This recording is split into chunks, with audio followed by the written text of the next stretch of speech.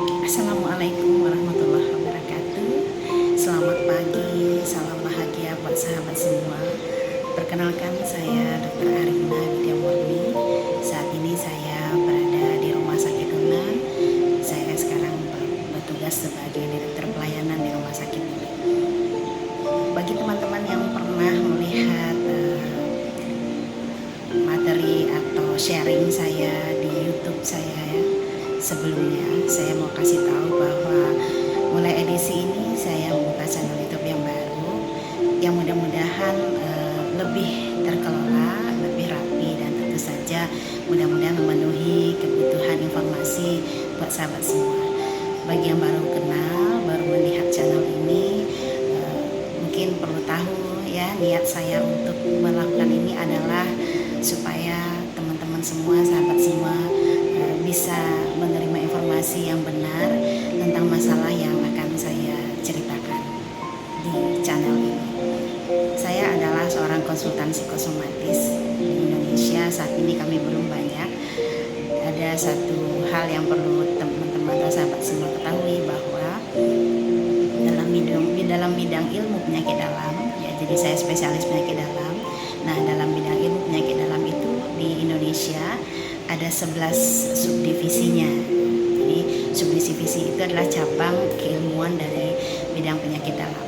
Semua mungkin sudah kenal, ada konsultan gastroenterohepatologi misalnya, itu adalah spesialis 2 atau konsultan di bidang penyakit dalam yang tentu saja menelaah banyak tentang masalah-masalah di pencernaan misalnya seperti itu.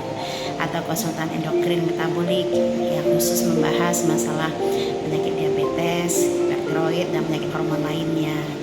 Nah, bidang psikosomatik adalah satu di antara 11 itu.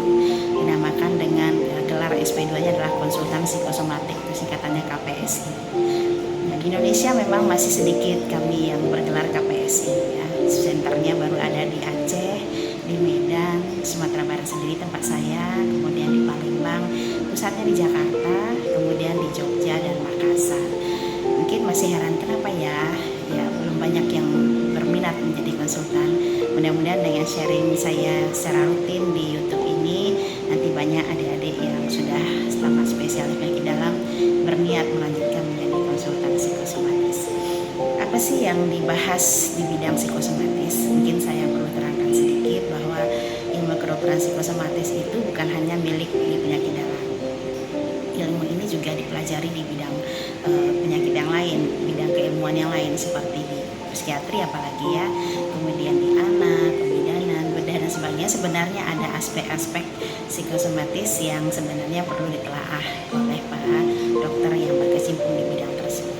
Nah, khusus untuk bidang penyakit dalam yang kami telaah adalah bagaimana hubungan antara keluhan fisik yang sampai ke dokter penyakit dalam yang ternyata terkait erat dengan masalah psikologis yang dihadapinya.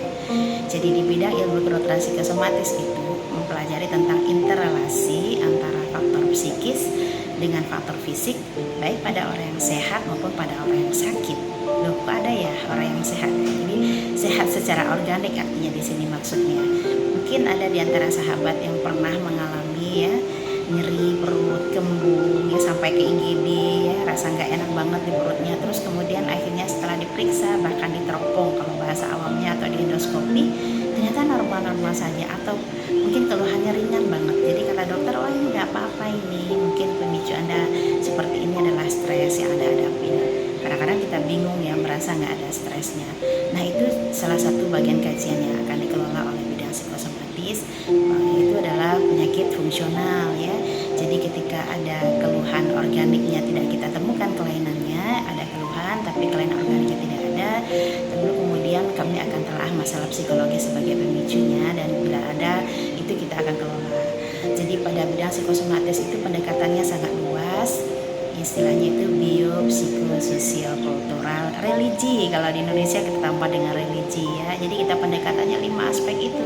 Secara fisiknya kita bantu perbaiki, psikologisnya kita bantu kelola ya, kemudian kemampuan sosialnya, agamanya, dan kebudayaan. Nah, artinya penanganan psikosomatik itu akan holistik dan komprehensif. Jadi akan menyeluruh dan terpadu.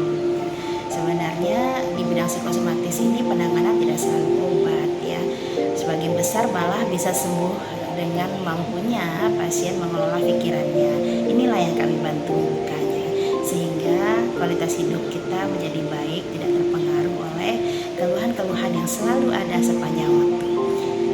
Ini dipicu oleh stres psikososial ya. Gimana sih, siapa sih yang nggak pernah stres dalam hidupnya? Pasti selalu akan ada.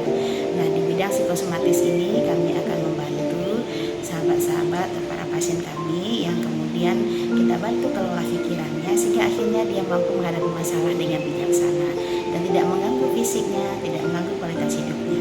Artinya target kita dalam penanganan psikosomatik bahwa pasien kita upayakan walaupun dalam keadaan sakit sekalipun, misalnya dia menderita diabetes, dia menderita hipertensi, dia menderita kanker, tapi dia bisa akhirnya untuk kemudian sukses menangani penyakitnya.